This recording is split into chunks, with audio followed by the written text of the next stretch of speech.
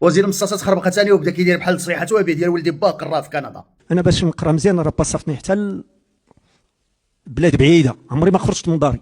ايوا كون غير بقيتي في ديك البلاد لاش رجعتي عندنا تخرب لينا التعليم؟ وحده قالت لك لا، انا تنضرب على رجلي كل نهار نص ساعه على رجلي باش نوصل بنتي لذاك المدرسه الرائده. وهذوك جوج امهات هادو بقاو غير في ذاك المدرسه اللي قدامهم اللي ماشي رائده. قلبوا على المدرسه المزيانه اللي فيها القرايه مزيانه، واخا تعرفوا توصلوا ولدكم بالترونسبور سكولير. ايوا ملي انت كتشوف عندك مدارس فيهم العزله، ها الزوين ها الخايب، سد علينا الخايب وخلي غير المزيان، وديك الساعات الناس كلهم يمشيو للمزيان مجبرين الا بغيتي تطلع التعليم. وما تحاولوش تقربوا المدرسه الدوار، حاولوا تقربوا الدوار لاحسن مدرسه.